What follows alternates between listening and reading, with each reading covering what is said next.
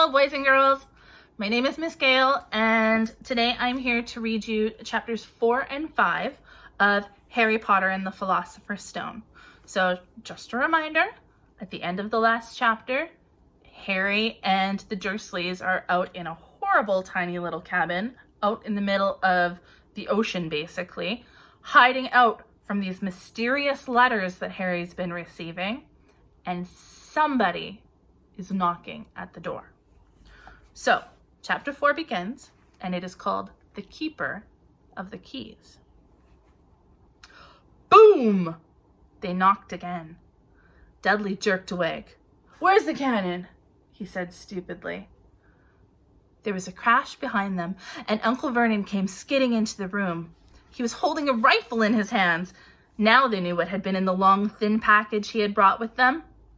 "Who's there?" he shouted. "I warn you, I'm armed." There was a pause, then smash! The door was hit with such force that it swung clean off its hinges and with a deafening crash landed flat on the floor. A giant of a man was standing in the doorway. His face was almost completely hidden by a long, shaggy mane of hair and a wild, tangled beard, but you could make out his eyes glinting like black beetles under all the hair. The giant squeezed his way into the hut, stooping so that his head just brushed the ceiling. He bent down, picked up the door, and fitted it easily back into its frame. The noise of the storm outside dropped a little. He turned to look at them all. "Couldn't make us a cup of tea, could ya? It's not been an easy journey." He strode over to the sofa where Dudley sat frozen with fear. "Budge up, you great lump," said the stranger. Dudley squeaked and ran to hide behind his mother, who was crouching, terrified, behind Uncle Vernon. "And here's Harry," said the giant. Harry looked up into the fierce, wild, shadowy face and saw that the beetle eyes were crinkled in a smile. "Last time I saw you, you was only a baby," said the giant. "You look a lot like your dad, but you've got your mum's eyes." Uncle Vernon made a funny rasping noise.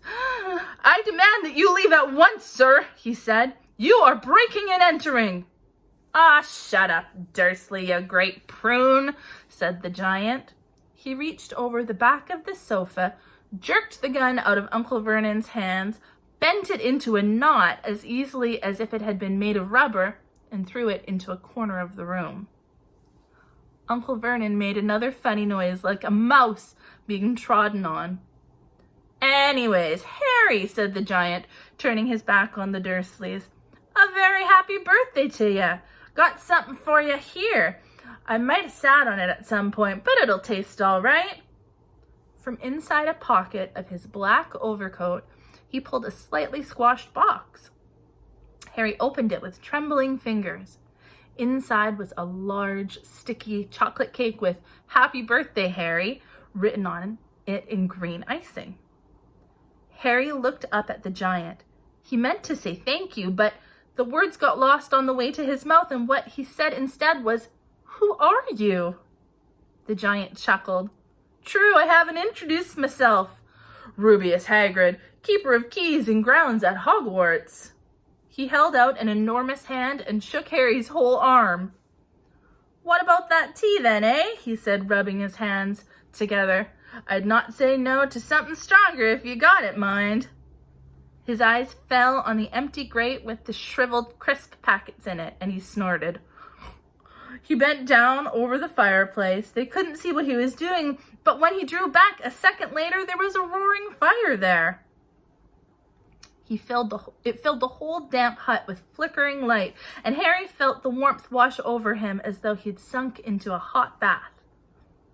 The giant sat back down on the sofa, which sagged under his weight, and began taking all sorts of things out of his pockets of his coat. A copper kettle, a squashy packet of sausages, a poker, a teapot, several chipped mugs, and a bottle of some amber liquid, which he took a swig from before starting to make tea. Soon the hut was full of the sound and smell of sizzling sausages. Nobody said a thing while the giant was working, but as he slid the first 6 fat, juicy, slightly burnt sausages from the poker, Dudley fidgeted a little. Uncle Vernon said sharply, "Don't touch anything he gives you, Dudley." The giant chuckled darkly. "Your great puddin' of a son don't need fattening anymore, Dursley. Don't worry." He passed the sausages to Harry, who was so hungry he had never tasted anything so wonderful, but he still couldn't take his eyes off the giant. Finally, as nobody seemed about to explain anything, he said, "I'm sorry, but I still don't really know who you are." The giant took a gulp of tea and wiped his mouth with the back of his hand. "Call me Hagrid," he said. "Everyone does. And like I told you, I'm the keeper of keys at Hogwarts. You know all about Hogwarts, of course." No," said Harry. Hagrid looked shocked. "Sorry," Harry said quickly. "Sorry?" barked Hagrid, turning to stare at the Dursleys, who shrank back into the shadows. "It's them as should be sorry. I knew you weren't getting your letters, but I never thought you wouldn't even know about Hogwarts, for crying out loud. Did you never wonder where your parents learnt it all?" "All what?" asked Harry. "All what?" Hagrid thundered. "Now wait just 1 second."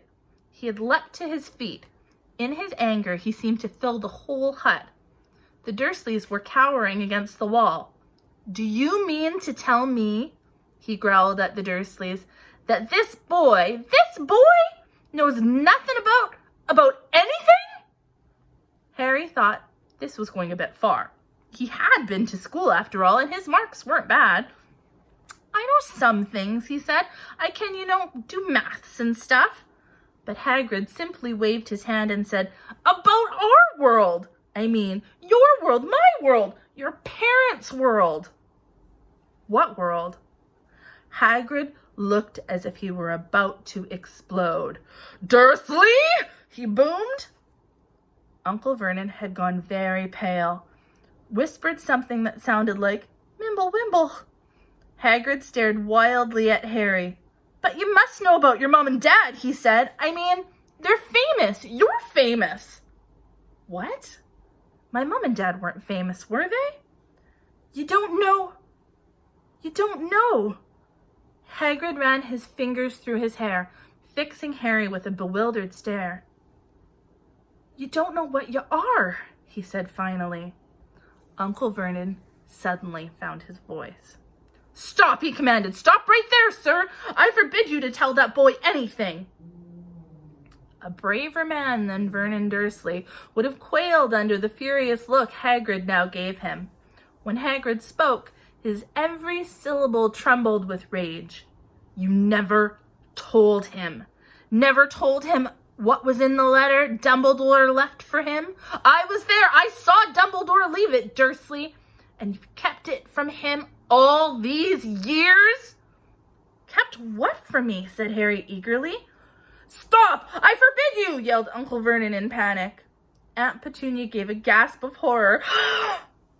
Go boil your heads, both of you," said Hagrid. "Harry, you're a wizard." There was silence inside the hut. Only the sea and the whistling wind could be heard.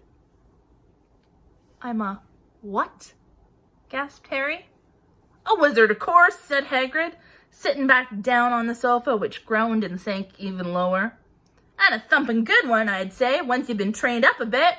With a mom and dad like yours, what else would you be? And I reckon it's about time you read your letter." Harry stretched out his hand at last to take the yellowish envelope, addressed in emerald green to Mr. H. Potter, the floor, hut on the rock, the sea.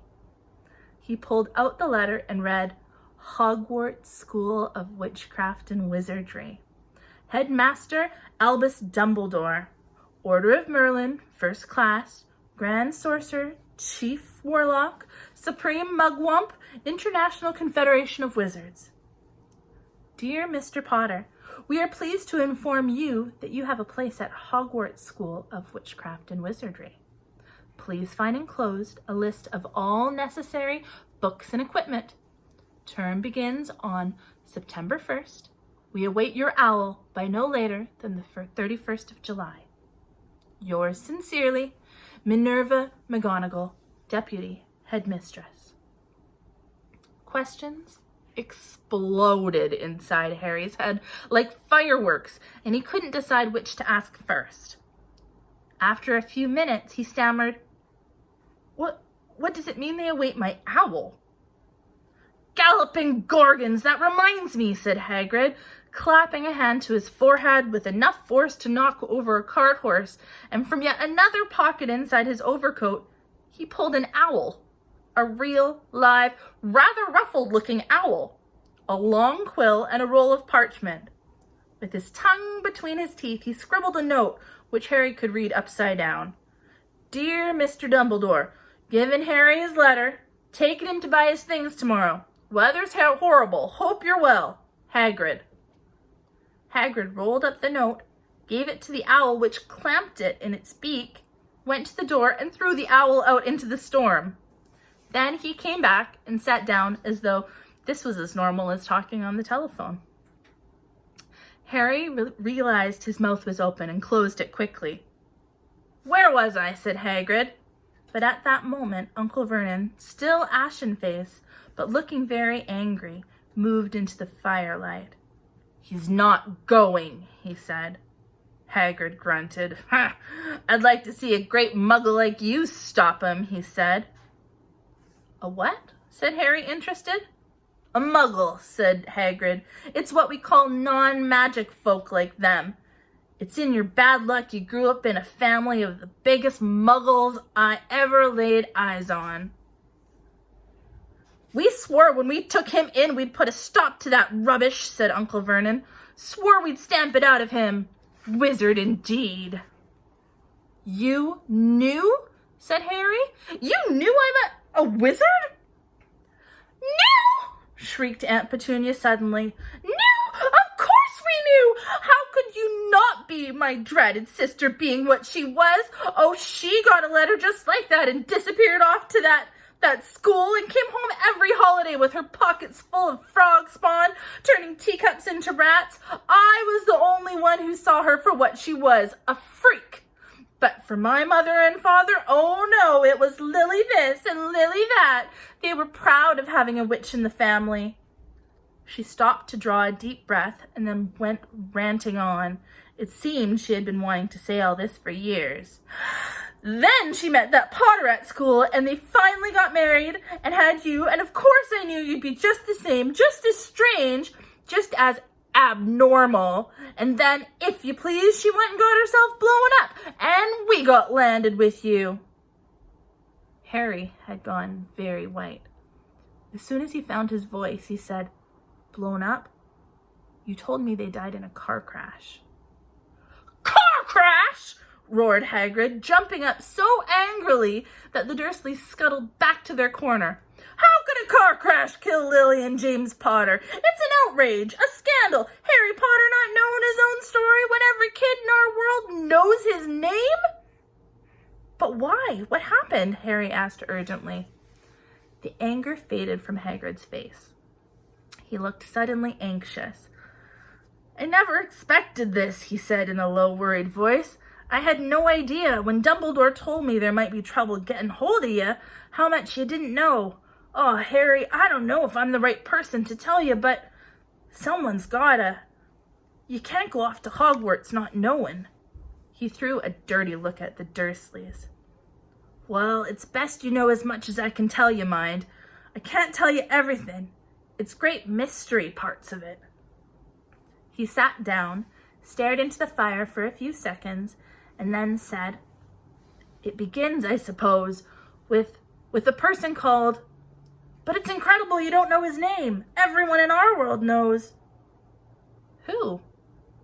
Well, I don't like saying the name if I can help it. No one does. Why not? Gulping gargoyles, Harry. People are still scared. Blimey, this is difficult. See, there was this wizard who went bad. As bad as you could go. Worse than worse. His name was... Hagrid gulped, but no words came out. Could you write it down? Harry suggested. Nah, can't spell it. All right, Voldemort. Hagrid shuddered. Don't make me say it again. Anyway, this wizard, about 20 years ago now, started looking for followers. Got 'em too. Some were afraid, some just wanted a bit of power. 'Cause he was getting himself power all right. Dark days, Harry. Don't know who to trust. Didn't dare get friendly with strange wizards or witches. Terrible things happened. He was taken over. Of course, some stood up to him, and he killed them horribly. One of the only safe places left was Hogwarts. Reckon Dumbledore's the only one you know who was afraid of. Don't dare try taking the school, not just then anyway. Now, your mom and dad were as good a witch and a wizard as I ever knew. Head boy and girl at Hogwarts in their day. Suppose the mystery is why you know who never tried to get him on his side before. Probably knew they were too close to Dumbledore to never want anything to do with the dark side. Maybe he thought he could persuade him. Maybe he just wanted him out of the way. All anyone knows is he turned up in the village where you were all living on Halloween 10 years ago. You were just a year old. He came to your house and Hagrid suddenly pulled out a very dirty, spotted handkerchief and blew his nose with a sound like a foghorn. Sorry, he said, but it's that sad. Knew your mom and dad and nicer people you couldn't find. Anyway, you know who killed him. And then, and this is the real mystery of the thing, he tried to kill you too. Wanted to make a clean job of it, I suppose. Or maybe he just liked killing by then, but he couldn't do it. Never wondered how you got that mark on your forehead? That was no ordinary cut. That's what you get when a powerful evil curse touches you. Took care of your mom and dad, and your house even. But it didn't work on you. And that's why you're famous, Harry.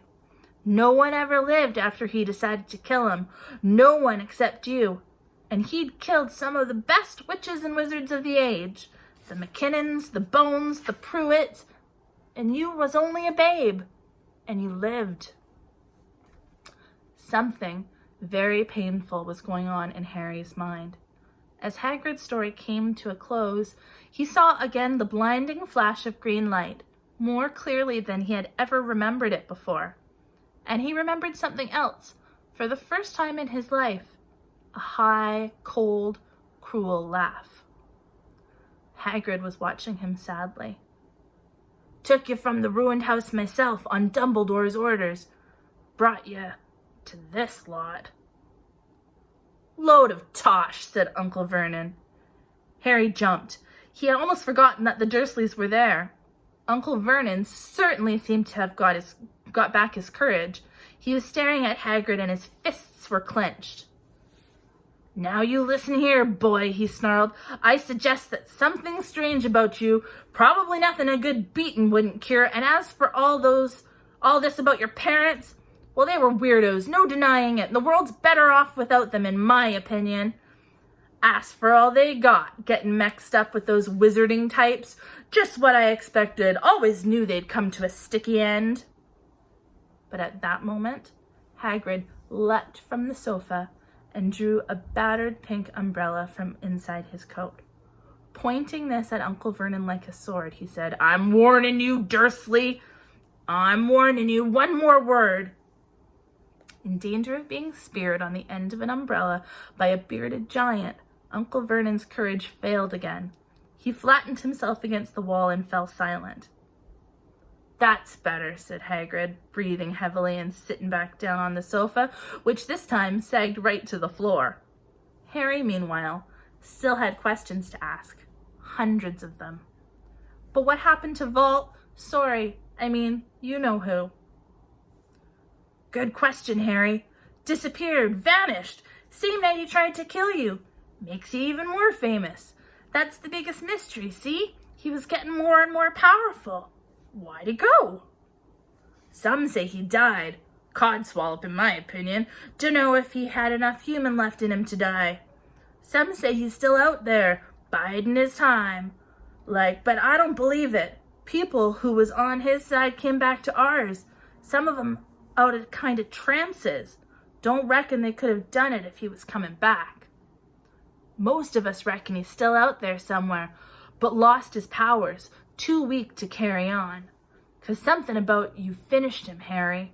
There was something going on that night he hadn't counted on. I don't know what it was, no one does, but something about you stumped him all right. Hagrid looked at Harry with warmth and respect blazing in his eyes, but Harry, instead of feeling pleased and proud, felt quite sure that there was a horrible mistake. A wizard? Him? How could he possibly be? He'd spent his life being clouded by Dudley and bullied by Aunt Petunia and Uncle Vernon. If he was really a wizard, why hadn't they been turned into warty toads every time they tried to lock him in his cupboard? If he'd once defeated the greatest sorcerer in the world, how come Dudley had always been able to kick him around like a football? Hagrid, he said quietly, I think you must have made a mistake. I don't think I can be a wizard. To his surprise, Hagrid chuckled. Not a wizard, eh?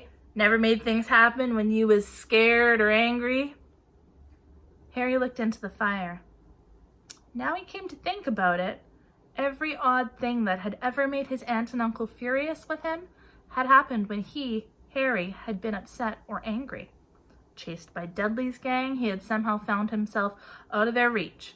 Dreading going to school with that ridiculous haircut, he'd managed to make it grow back. And the very last time Dudley had hit him, hadn't he got his revenge without even realizing he was doing it? Hadn't he set a boa constrictor on him? Harry looked back at Hagrid smiling and saw that Hagrid was positively beaming at him. See? Said Hagrid. Harry Potter not a wizard. You wait. You'll be right famous at Hogwarts. But Uncle Vernon wasn't going to give in without a fight. Haven't I told you he's not going? He hissed. He's going to Stonewall High, and he'll be grateful for it. I've read those letters, and he needs all sorts of rubbish, spell books and wands, and if he wants to go, a great muggle like you won't stop him, growled Hagrid.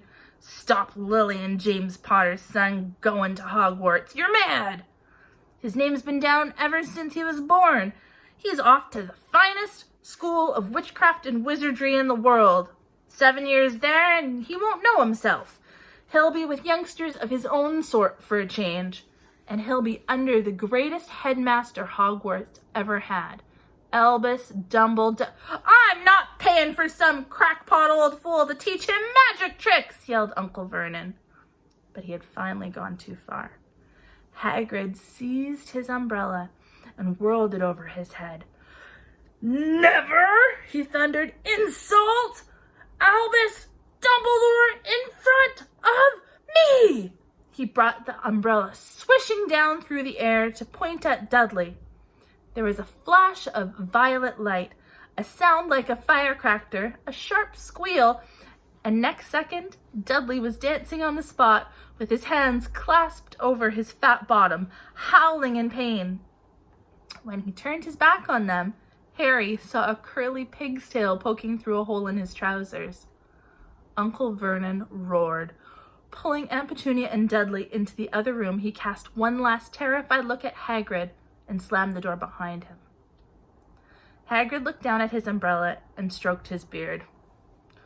Shouldn't have lost my temper, he said ruefully.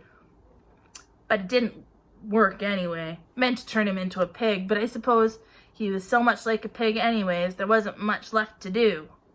He cast a sideways look at Harry under his bushy eyebrows. Be grateful if you didn't mention that to anyone at Hogwarts, he said. I'm, not supposed to do magic, strictly speaking. I was allowed to do a bit to follow you and get your letters to you and stuff. One of the reasons I've been so keen to take on the job. Why aren't you supposed to do magic? Asked Harry. Oh, well, I was at Hogwarts myself, but I got expelled, to tell you the truth. In my 3rd year, they snapped me wand in half and everything. But Dumbledore let me stay on as gameskeeper. Great man, Dumbledore. Why were you expelled? It's getting late. We've got lots to do tomorrow, said Hagrid, loudly. Gotta get up to town, get all your books and that. He took off his thick black coat and threw it to Harry. You can kip under that, he said. Don't mind if it wiggles a bit. I think I got a couple of dormice in one of the pockets. And that is the end of chapter 4. So, chapter 5, Diagonally. Harry woke early the next morning. Although he could tell it was daylight, he kept his eyes shut tight. It was a dream, he told himself firmly. I dreamed a giant called Hagrid came to tell me I was going to a school for wizards. When I open my eyes, I'll be home in my cupboard. There was suddenly a loud tapping noise. And there's Aunt Petunia knocking on the door, Harry thought, his heart sinking, but he still didn't open his eyes. It had been such a good dream. Tap, tap, tap. All right, Harry mumbled, I'm getting up. He sat up and Hagrid's heavy coat fell off of him. The hut was full of sunlight. The storm was over. Hagrid himself was asleep on the collapsed sofa, and there was an owl rapping its claw on the window, a newspaper held in its beak. Harry scrambled to his feet, so happy he felt as though a large balloon was swelling inside him. He went straight to the window and jerked it open. The owl swooped in and dropped the newspaper on top of Hagrid, who didn't wake up. The owl then fluttered onto the floor and began to attack Hagrid's coat. Don't do that.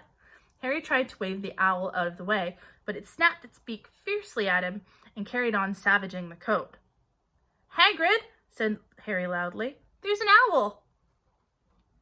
Pay him, Hagrid grunted into the sofa. What? He wants paying for delivering the paper. Look in the pockets. Hagrid's coat seemed to be made of nothing but pockets. Bunches of keys, slug pellets, balls of string, mint humbugs, tea bags. Finally, Harry pulled out a handful of strange-looking coins. Give him 5 nuts, said Hagrid sleepily. Nuts? The little bronze ones. Harry counted out 5 little bronze coins, and the owl held out its legs so he could put the money into the small leather pouch tied to it. Then it flew off through the open window. Hagrid yawned loudly, sat up, and stretched. Best be off, Harry. Lots to do today. Gotta get up to London and buy all your stuff for school. Harry was turning over the wizard coins and looking at them. He had just thought of something which made him feel as though the happy balloon inside him had got a puncture. Hagrid? Said Hagrid, who was pulling on his huge boots. I haven't got any money, and you heard Uncle Vernon last night. He won't pay for me to go and learn magic. Don't worry about that, said Hagrid, standing up and scratching his head. Do you think your parents didn't leave you nothing? But if their house was destroyed, they didn't keep their gold in the house, boy. Now stop. For us is Gringotts. Wizard Bank. Have a sausage. They're not bad cold, and I wouldn't say no to a bit of your birthday cake neither. Wizards have banks? Just the one, Gringotts, run by the goblins. Harry dropped the bit of sausage he was holding. Goblins? Yeah, so you'd be mad to try and rob it. I tell you that. Never mess with goblins, Harry. Gringotts is the safest place in the world for anything you want to keep safe, except maybe Hogwarts. As a matter of fact, I gotta visit Gringotts anyway, for Dumbledore Hogwarts business. Hagrid drew himself up proudly. He usually gets me to do important stuff for him. Fetching you, getting things from Gringotts. Knows he can trust me, see? Got everything? Come on, then. Harry followed Hagrid out onto the rock. The sky was quite clear now, and the sea gleamed in the sunlight. The boat Uncle Vernon had hired was still there, with a lot of water in the bottom after the storm. How did you get here? Harry asked, looking around for another boat. Flew, said Hagrid. Flew? Yeah, but we'll go back in this. Not supposed to use magic, now I got ya. They settled down in the boat. Harry still staring at Hagrid, trying to imagine him flying. "Seems a shame to row, though," said Hagrid, giving Harry another one of his sideways looks. "If I was to, speed up a bit, would you mind not mentioning it at Hogwarts?" "Of course not," said Harry, eager to see more magic. Hagrid pulled out the pink umbrella again, tapped it twice on the side of the boat, and they sped off towards land. "Why would you be mad to try and rob Gringotts?" Harry asked. "Spells, enchantments," said Hagrid, unfolding his newspaper as he spoke. "They say there's dragons guarding the high security vaults, and then you gotta find your way. Gringotts is hundreds of miles under London, see? Deep under the underground. You'd die of hunger trying to get out, even if you did manage to get your hands on Summit." Harry sat and thought about this while Hagrid read his newspaper, the Daily Prophet. Harry had learned from Uncle Vernon that people liked to be left alone while they did this, but it was very difficult. He'd never had so many questions in his life. "Ministry of Magic messing things up as usual," Hagrid muttered, turning the page. "There's a Ministry of Magic?" Harry asked, before he could stop himself. "Course," said Hagrid. "They wanted Dumbledore for minister, of course, but he'd never leave Hogwarts, so old Cornelius Fudge got the job. Bungler if there ever was one. So he pelts Dumbledore with owls every morning, asking for advice." "But what does a Ministry of Magic do?" "Well, their main job is to keep it from the Muggles. That there's still witches and wizards up and down the country." "Why?" "Why? Blimey, Harry, everyone would be wanting magic solutions to their problems. Nah, we're best be left alone." At this moment, the boat bumped gently into the harbor wall. Hagrid folded up his newspaper, and they clambered up the stone steps onto the street.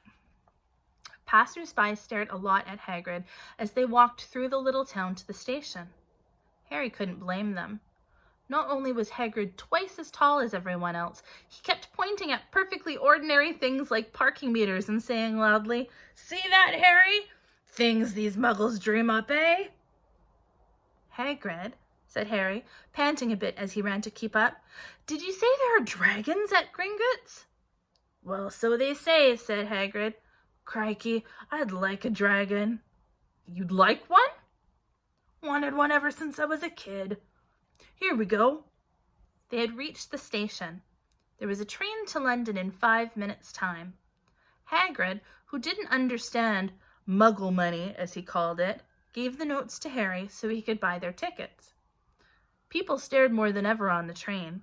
Hagrid took up 2 seats and sat knitting what looked like a canary yellow circus tent. "Still got your letter, Harry?" he asked as he counted stitches. Harry took the parchment envelope out of his pocket. "Good," said Hagrid. "There's a list of everything you need." Harry unfolded a second piece of paper he hadn't noticed the night before and read, "Hogwarts School of Witchcraft and Wizardry. Uniform. First-year students will require, number 1, 3 sets of plain work robes, black.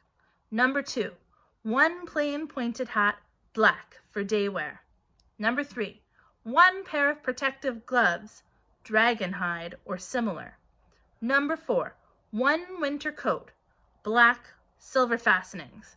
Please note that all pupils' clothes should carry a name tag. Set books.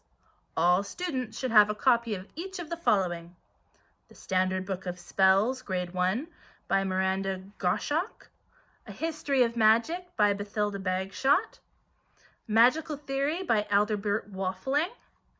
A Beginner's Guide to Transfiguration by Emmerich Switch. 1000 Magical Herbs and Fungi by Philda Spore. Magical Drafts and Potions by Arsenis Jigger. Fantastic Beasts and Where to Find Them by Newt Scamander. The Dark Forces, A Guide to Self-Protection by Quentin Tribble.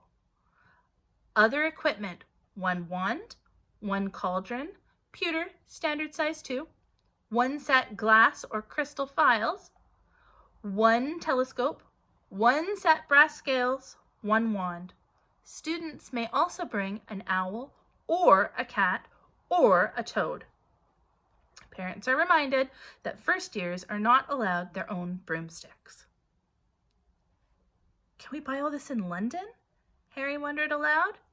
If you know where to go, said Hagrid. Harry had never been to London before. Although Hagrid seemed to know where he was going, he was obviously not used to getting there in an ordinary way. He got stuck in the ticket barrier on the underground and complained loudly that the seats were too small and the trains too slow. I don't know how the Muggles manage without magic, he said, as they climbed a broken-down escalator which led up to a bustling road lined with shops. Hagrid was so huge that he parted the crowd easily. All Harry had to do was keep close behind him. They passed bookshops and magic stores, hamburger bars and cinemas, but nowhere looked as if it would sell you a magic wand. This was just an ordinary street full of ordinary people. Could there really be piles of wizard gold buried miles beneath them? Were there really shops that sold spell books and broomsticks? Might this not all be some huge joke that the Dursleys had cooked up? If Harry hadn't known that the Dursleys had no sense of humor, he might have thought so. Yet somehow, even though everything Hagrid had told him so far was unbelievable, Harry couldn't help trusting him. This is it, said Hagrid, coming to a halt. The Leaky Cauldron. It's a famous place. It was a tiny, grubby-looking pub. If Hagrid hadn't pointed it out, Harry wouldn't have noticed it was there. The people hurrying by didn't glance at it. Their eyes slid from the big bookshop on one side to the record shop on the other, as if they couldn't see the Leaky Cauldron at all. In fact, Harry had the most peculiar feeling that only he and Hagrid could see it. Before he could mention this, Hagrid had steered him inside. For a famous place, it was very dark and shabby. A few old women were sitting in a corner, drinking tiny glasses of sherry. One of them was smoking a long pipe. A little man in a top hat was talking to the old barman, who was quite bald and looked like a gummy walnut. The low buzz of chatter stopped when they walked in. Everyone seemed to know Hagrid. They waved and smiled at him, and the barman reached for a glass, saying, "The usual, Hagrid?" "Can't, Tom, I'm on Hogwarts business," said Hagrid, clapping his great hand on Harry's shoulder and making Harry's knees buckle. "Good Lord," said the barman, peering at Harry. Can this be? The Leaky Cauldron had suddenly gone completely still and silent. "Bless my soul," whispered the old barman. "Harry Potter, what an honor!" He hurried out from behind the bar, rushed towards Harry and seized his hand, tears in his eyes. "Welcome back, Mr. Potter, welcome back!" Harry didn't know what to say. Everyone was looking at him. The old woman with the pipe was puffing on it without realizing it had gone out. Hagrid was beaming. Then there was a great scraping of chairs, and next moment Harry found himself shaking hands with everyone in the Leaky Cauldron. "Doris Crockford, Mr. Potter. Can't believe I'm meeting you at last. So proud, Mr. Potter. I'm just so proud. Always wanted to shake your hand. I'm all aflutter. Delighted, Mr. Potter. Just can't tell you. Diggle's the name. Daedalus Diggle." "I've seen you before," said Harry, as Daedalus Diggle's top hat fell off in his excitement. "You bowed to me once in a shop." "He remembers," said Daedalus Diggle, looking around at everyone. "Did you hear that? He remembers me." Harry shook hands again and again.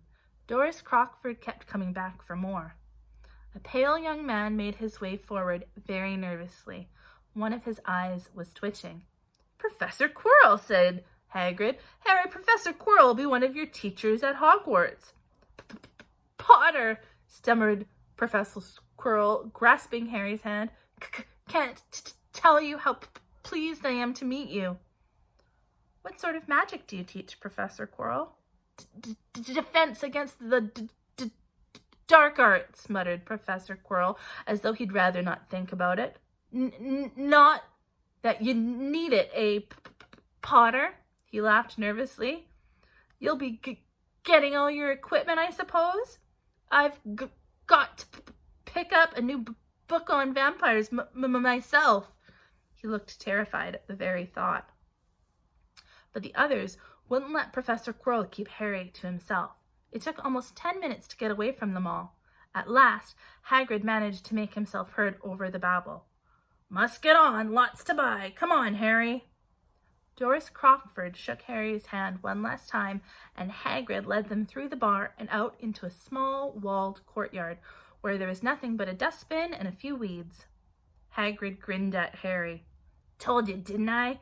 Told you were famous. Even Professor Quirrell was trembling to meet you. Mind you, he's usually trembling." "Is he always that nervous?" "Oh yeah, poor bloke. Brilliant mind. He was fine while he was studying out of books. But then he took a year off to get some first-hand experience.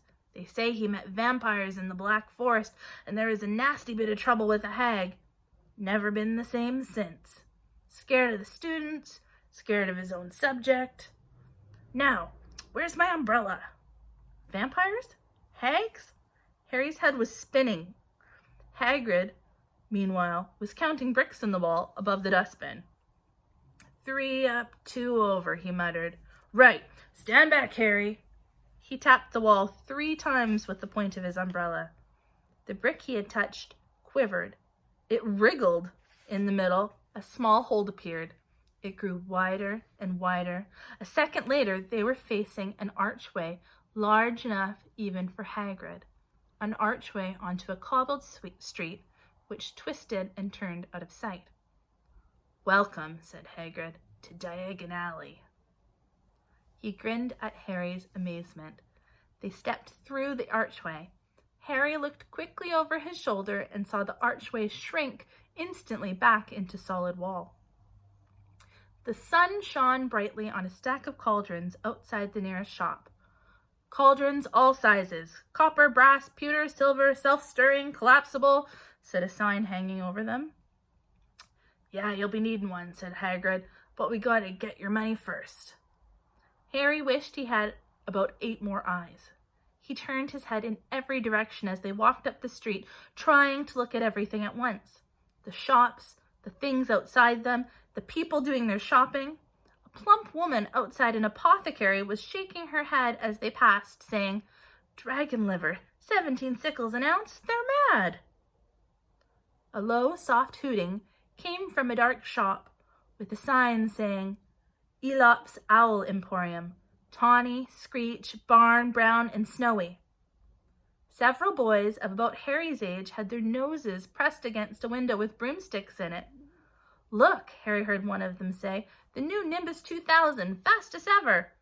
There were shops selling robes, shops selling telescopes and strange silver instruments Harry had never seen before, windows stacked with barrels of bat spleens and eel eyes, tottering piles of spellbooks, quills, and rolls of parchment, potion bottles, globes of the moon. "Gringotts," said Hagrid. They had reached a snowy white building which towered over the other little shops. Standing beside its burnished bronze doors, wearing a uniform of scarlet and gold, was... "Yeah, that's a goblin," said Hagrid quietly as they walked up the white stone steps towards him. The goblin was about a head shorter than Harry. He had a swarthy, clever face, a pointed beard, and Harry noticed very long fingers and feet. He bowed as they walked inside. Now they were facing a second pair of doors, silver this time, with words engraved on them. "Enter, stranger, but take heed of what awaits the sin of greed. For those who take but do not earn must pay most dearly in their turn. So if you seek beneath our floors a treasure that was never yours, thief, you have been warned, beware of finding more than treasure there."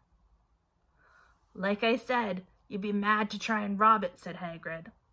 A pair of goblins bowed them through the silver doors, and they were in a vast marble hall. About 100 more goblins were sitting on high stools behind a long counter, scribbling in large ledgers, weighing coins in brass scales, examining precious stones through eyeglasses. There were too many doors to count leading off the hall, and yet more goblins were showing people in and out of these. Hagrid and Harry made for the counter. "Mornin'," said Hagrid to a free goblin, We've come to take some money out of Mr. Harry Potter's safe." "You have a key, sir?" "Got it here somewhere," said Hagrid, and he started emptying his pockets onto the counter, scattering a handful of moldy dog biscuits over the goblin's book of numbers. The goblin wrinkled his nose. Harry watched the goblin on their right weighing a pile of rubies as big as glowing coals. "Got it," said Hagrid at last, holding up a tiny golden key. The goblin looked at it closely. "This seems to be in order." "And I got a letter here from Professor Dumbledore," said Hagrid importantly, throwing out his chest. "It's about the you-know-what in Vault 713. The goblin read the letter carefully. "Very well," he said, handing it back to Hagrid. "I will have someone take you down to both vaults. Griphook!" Griphook was yet another goblin. Once Hagrid had crammed all the dog biscuits back inside his pockets, he and Harry followed Griphook towards one of the doors leading off the hall. "What's the you-know-what in Vault 713, Harry asked. "Can't tell you that," said Hagrid mysteriously. "Very secret Hogwarts business. Dumbledore trusts me. More of my job's worth to tell you that." Griphook held the door open for them. Harry, who had expected more marble, was surprised. They were in a narrow stone passageway lit with flaming torches. It sloped steeply downwards, and there were little railroad tracks on the floor. Griphook whistled, and a small cart came hurtling up the tracks towards them.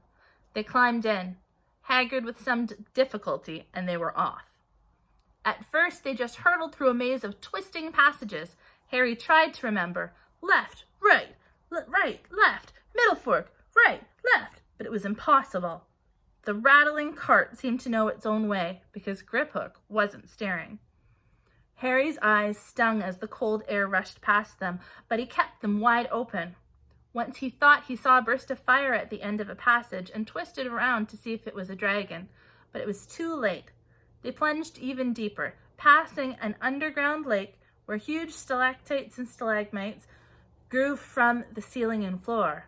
"I never know," Harry called to Hagrid over the noise of the cart. "What's the difference between a stalagmite and a stalactite?" "Stalagmite's got an M in it," said Hagrid. "And don't ask me questions just now. I think I'm gonna be sick." He did look very green, and when the cart stopped at last beside a small door in the passage wall, Hagrid got out and had to lean against the wall to stop his knees trembling. Griphook unlocked the door. A lot of green smoke came billowing out, and as it cleared, Harry gasped. Inside were mounds of gold coins, columns of silver, heaps of little bronze nuts. "All yours," smiled Hagrid. All Harry's. It was incredible. The Dursleys couldn't have known about this, or they'd have had it from him faster than blinking. How often had they complained how much Harry cost them to keep, and all the time there'd been a small fortune belonging to him buried deep under London. Hagrid helped Harry pile some of it into a bag. "The gold ones are galleons," he explained. 17 silver sickles to a galleon, and 29 nuts to a sickle. It's easy enough. Right, that should be enough for a couple of terms. We'll keep the rest safe for you. He turned to Griphook. "Vault 713 now, please, and can we go more slowly?" "One speed only," said Griphook. They were going even deeper now and gathering speed. The air became colder and colder as they hurtled around tight corners. They were rattling over an underground ravine, and Harry leaned over the side to try and see what was down in the dark bottom, but Hagrid groaned and pulled him back by the scruff of his neck.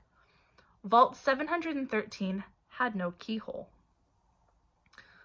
"Stand back," said Griphook importantly.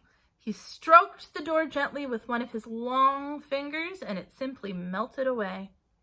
"If anyone but a Gringotts goblin tried that, they'd be sucked through the door and trapped in there," said Griphook. "How often do you check to see if anyone's inside?" Harry asked. "About once every 10 years, said Griphook, with a rather nasty grin. Something really extraordinary had to be inside this top security vault. Harry was sure, and he leaned forward eagerly, expecting to see fabulous jewels at the very least. But at first he thought it was empty. Then he noticed a grubby little package wrapped up in brown paper laying on the floor. Hagrid picked it up and tucked it deep inside his coat. Harry longed to know what it was, but he knew better than to ask. "Come on, back in this infernal cart, and don't talk to me on the way. It's best if I keep my mouth shut." One wild cart ride later, they stood blinking in the sunlight outside Gringotts. Harry didn't know where to run first now that he had a bag full of money.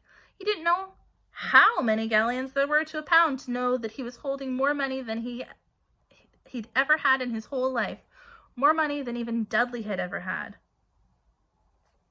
"Might as well get your uniform," said Hagrid, nodding towards Madame Malkin's robes for all occasions. "Listen, Harry, would you mind if I slipped off for a pick-me-up in the leaky cauldron? I hate them Gringotts carts." He did look a bit sick, so Harry entered Madame Malkin's shop alone, feeling nervous. Madame Malkin was a squat, smiling witch dressed all in mauve. "Hogwarts, dear?" she said when Harry started to speak. "Got the lot here. Another young man being fitted up just now, in fact." In the back of the shop, a boy with a pale, pointed face was standing on a footstool, while a second witch pinned up his long black robe. Madame Malkin stood Harry on the stool next to him, slipped a long robe over his head, and began to pin it to the right length. "Hello," said the boy. "Hogwarts too?" "Yes," said Harry. "My father's next door buying new books, and my mother up the street looking at wands," said the boy. He was bored. "Then I'm going to drag them off to look at racing brooms. I don't see why first years can't have their own. I think I'll bully father into getting me one, and I'll smuggle it in somehow." Harry was strongly reminded of Dudley. "Have you got your own broom?" the boy went on. "No," said Harry. "Play Quidditch at all?" "No," said Harry again, wondering what on earth Quidditch could be. "I do. Father says it's a crime if I'm not picked to play for my house, and I must say I agree. Know what house you'll be in yet?" "No," said Harry, feeling more stupid by the minute. "Well, no one really knows until they get there, do they? But I know I'll be in Slytherin. All our family have been. Imagine being in Hufflepuff. I think I'd leave, wouldn't you?" Said Harry, wishing he could say something a bit more interesting. "I say, look at that man," said the boy suddenly, nodding towards the front window. Hagrid was standing there, grinning at Harry and pointing at 2 large ice creams to show he couldn't come in. "That's Hagrid," said Harry, pleased to know something the boy didn't. "He works at Hogwarts." "Oh," said the boy, "I've heard of him. He's sort of a servant, isn't he?" "He's the gameskeeper," said Harry. He was liking the boy less and less every second. "Yes, exactly. I heard he's sort of a savage. Lives in a hut in the school ground, and every now and then he gets drunk, tries to do magic, and ends up setting fire to his bed." "I think he's brilliant," said Harry coldly. "Do you?" said the boy with a slight sneer. "Why is he with you? Where are your parents?" "They're dead," said Harry shortly. He didn't much feel like going into the matter with this boy. "Oh, sorry," said the other, not sounding sorry at all. "But they were our kind, weren't they?" "They were a witch and a wizard, if that's what you mean." "I really don't think they should let the other sort in, do you? They're just not the same. They've never been brought up to know our ways. Some of them have never even heard of Hogwarts until they get the letter. Imagine! I think they should keep it in the old wizarding families. What's your surname, anyway?" But before Harry could answer, Madame Malkin said, "That's you, done, my boy." And Harry, not sorry for an excuse to stop talking to the boy, hopped down from the footstool. "Well, see you at Hogwarts, I suppose," said the jolly boy. Harry was rather quiet as he ate the ice cream Hagrid had brought him, chocolate and raspberry with chopped nuts. "What's that?" said Hagrid. "Nothing," Harry lied. They stopped to buy parchment and quills. Harry cheered up a bit when he found a bottle of ink that changed color as he wrote. When they had left the shop, he said, "Hagrid, what's Quidditch?" "Blimey, Harry, I keep forgetting how little you know. Not knowing about Quidditch." "Don't make me feel worse," said Harry. He told Hagrid about the pale boy in Madame Malkin's. "And he said people from Muggle families shouldn't even be allowed in." "You're not from a Muggle family. If he'd known who you were, he'd grown up knowing your name, if his parents are wisdom folks. You saw him in the leaky cauldron. Anyway, What does he know about it? Some of the best I ever saw were the only ones with magic in 'em in a long line of muggles. Look at your mom. Look what she had for a sister. So, what is Quidditch? It's our sport, wizard sport. It's like football in the muggle world. Everyone follows Quidditch. Played up in the air on broomsticks, and there's 4 balls. Sort of hard to explain the rules. And what are Slytherin and Hufflepuff? School houses. There's 4. Everyone says Hufflepuff are a lot of duffers, but I bet I'm in Hufflepuff, said Harry gloomily. Better Hufflepuff than Slytherin, said Hagrid darkly. There's not a single witch or wizard who went bad who wasn't in Slytherin. You know who was one. Sorry. You know who was at Hogwarts? Years and years ago, said Hagrid. They brought Harry's school books in a shop called Flourish and Blots, where the shelves were stacked to the ceiling with books as large as paving stones bound in leather. Books the size of postage stamps in covers of silk, books full of peculiar symbols, and a few books with nothing in them at all. Even Dudley, who never read anything, would have been wild to get his hands on some of these. Hagrid almost had to drag Harry away from curses and counter-curses, bewitch your friends and befuddle your enemies with the latest revenge, hair loss, jelly legs, tongue-tying, and much, much more by Professor Vindictus Viridin. I was trying to find out how to curse Dudley. I'm not saying that's not a good idea, but you're not to use magic in the muggle world except in very special circumstances, said Hagrid. And anyway, you couldn't work any of them curses yet. You'll need a lot more study before you're at that level. Hagrid wouldn't let Harry buy a solid gold cauldron either. It says pewter on your list. But they got a nice set of scales for weighing potion ingredients and a collapsible brass telescope. Then they visited the apothecary, which was fascinating enough to make up for its horrible smell. A mixture of bad eggs and rotted cabbage. Barrels of slimy stuff stood on the floor. Jars of herbs, dried roots, and bright powders lined the walls. Bundles of feathers, strings of fangs, and snarled claws hung from the ceiling. While Hagrid asked the man behind the counter for a supply of some basic potion ingredients for Harry, Harry himself examined silver unicorn horns at 25 galleons each and minuscule glittery black beetle eyes, 5 nuts a scoop. Outside the apothecary, Hagrid checked Harry's list again. Just your wand left. Oh yeah, and I still haven't gotten you a birthday present. Harry felt himself go red. You don't have to. I know, I don't have to. Tell you what, I'll get your animal. Not a toad. Toads went out of fashion years ago. You'd be laughed at. And I don't like cats. They make me sneeze. I'll get you an owl. All the kids want owls. They're dead useful. Carry your post and everything. 20 minutes later, they left Aelop's Owl Emporium, which had been dark and full of rustling and flickering jewel-bright eyes. Harry, now carrying a large cage which held a beautiful snowy owl, fast asleep with her head under her wing. He couldn't stop stammering his thanks, sounding just like Professor Quirrell. Don't mention it, said Hagrid gruffly. Don't expect you've had a lot of presents from them Dursleys. Just Ollivanders left now, only place for wands. Ollivanders, and you gotta have the best wand. A magic wand. This is what Harry had been really looking forward to. The last shop was narrow and shabby. Peeling gold letters over the door read Ollivanders, maker of fine wands since 382 BC. A single wand lay on a faded purple cushion in the dusty window. A tinkling bell rang somewhere in the depths of the shop as they stepped inside. It was a tiny place except for a single spindly chair which Hagrid sat on to wait. Harry felt strangely as though he had entered a very strict library. He swallowed a lot of new questions which had just occurred to him and looked instead at the thousands of narrow boxes piled neatly right up to the ceiling. For some reason, the back of his neck prickled. The very dust and silence in here seemed to jingle with some secret magic. Good afternoon, said a soft voice. Harry jumped. Hagrid must have jumped too, because there was a loud crunching noise and he quickly got off the spindly chair. An old man was standing before them, his wide, pale eyes shining like moons through the gloom of the shop. Hello, said Harry awkwardly. "Ah, yes," said the man.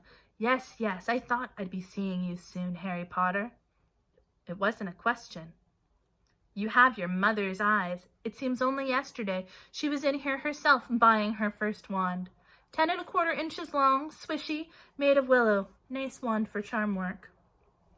Mr. Ollivander moved closer to Harry. Harry wished he would blink. Those silvery eyes were a bit creepy.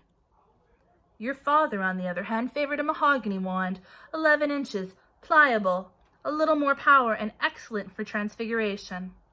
"Well, I say your father favored it. It's really the wand that chooses the wizard, of course." Mr. Ollivander had come so close that he and Harry were almost nose to nose. Harry could see himself reflected in those misty eyes. "And that's where—" Mr. Ollivander touched the lightning scar on Harry's forehead with the long white finger. "I'm sorry to say I sold that wand. That did that," he said softly. 13½ inches. Powerful wand. Very powerful, and in the wrong hands. Well, if I'd known what the wand was going out in the world to do." He shook his head, and then to Harry's relief spotted Hagrid. "Rubeus! Rubeus Hagrid! How nice to see you again! Oak, 16 inches, rather bendy, wasn't it?" "It was, sir." "Yes, sir," said Hagrid. "Good wand, that one, but I suppose they snapped it in half when you got expelled," said Mr. Ollivander, suddenly stern. Yes, they did, yes," said Hagrid, shuffling his feet. "I've still got the pieces, though," he added brightly. "But you don't use them," said Mr. Ollivander sharply. "Oh, no, sir," said Hagrid quickly. Harry noticed he gripped his pink umbrella very tightly as he spoke. Said Mr. Ollivander, giving Hagrid a piercing look. "Well now, Mr. Potter, let me see." He pulled a long tape measure with silver markings out of his pocket. "Which is your wand arm?" Well, I'm right-handed," said Harry. "Hold out your arm. That's it." He measured Harry from shoulder to finger, then wrist to elbow, shoulder to floor, knee to armpit, and round his head.